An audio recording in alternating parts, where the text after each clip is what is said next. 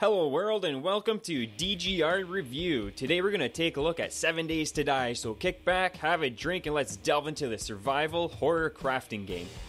7 Days to Die is based in Navasgain County, Arizona. In the near future, a world war devastated the earth, which ended up spreading an infection.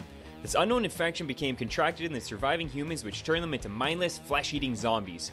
The character you play is somehow immune to the disease, and you must begin rebuilding civilization. As a typical crafting sandbox game, you begin with nothing other than the briefs on your junk and some bandages on your belt. A good start nonetheless, but not enough to sustain yourself. Water must be boiled to avoid the risk of dysentery, and meat must be plentiful because your character is one hungry fellow. Scavenging food and water is a real issue. The world contains many different biomes to explore, all with different properties on minerals, enemy density, and rarity of items. Of course, the rarest of items are nicely tucked away in the toughest locations of the game. Most of the items you see can be crafted, but there are still many blocks and tools that are only visuals and not usable.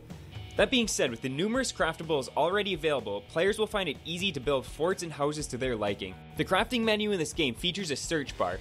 The search feature is filtered to different categories as well. There is a text search field. There is a wide array of melee weapons to firearms, all which can be crafted. An awesome feature included is the physics engine built in the game.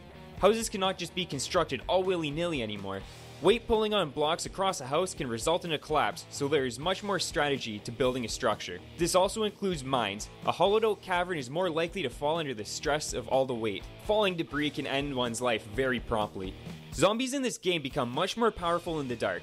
They gain more health, damage, and they can also run. With a solid defense or cave, nighttime can be easy enough, but for those lone night scavengers, good luck. There are various types of zombies, but they do not provide much variation as of yet. No matter where you are, if a zombie is hunting you, it will destroy anything in its path to reach you. Given enough time, a zombie can take out an entire structure. Luckily, in a custom created server, there are mods to enhance the experience, making gameplay both easier or more difficult. One word of advice: watch out for the zombie dogs. With the random gen maps now available, every server will be different. There's a lot less memorization now and more strategy. Rather than people all running the same locations and raiding the best weaponry, it is based on luck and a self-sustaining base. Gathering food and water is just as essential as creating weapons to defend yourself now. The world is voxel based, so all terrain can be destroyed and manipulated. The odd thing about the earth is that it's diamond shaped rather than a typical square. Yeah, I know, tilt the diamond and you have a square, but still, mining can be sometimes confusing. Furthermore, 7 Days to Die is in Alpha 10.2 as of right now. A game in mid to late stages of alpha tend to be very unpolished. While bugs are still very prevalent, the developers are working super hard to pump out new content and patch the known bugs. Since I've been playing since early alpha, I've seen the game transform numerous times. While some features have been atrocious, others show tons of promise. All in all, 7 Days to Die is a solid contender for a survival-based building game. With many features already implemented, by full release this game will provide hours of playtime. Features such as missions and single-player campaigns will be coming, giving the game an RPG feel. Multiplayer servers are plentiful for both PvP and PvE aspects. Griefing is of course a huge issue in any game like this. To solve this issue, simply create a local server in which your friends can easily join. Server generation works well with automatic port forwarding, so the less technical savvy people can still easily play with friends.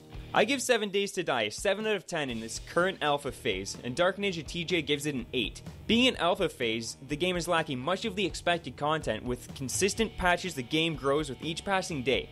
Unfortunately, with every patch means a new bug or tweak which completely breaks the game.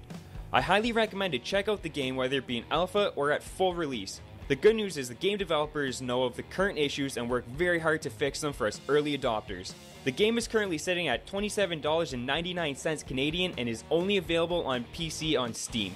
Be sure to check out our Let's Plays in 7 Days to Die and watch us try to survive.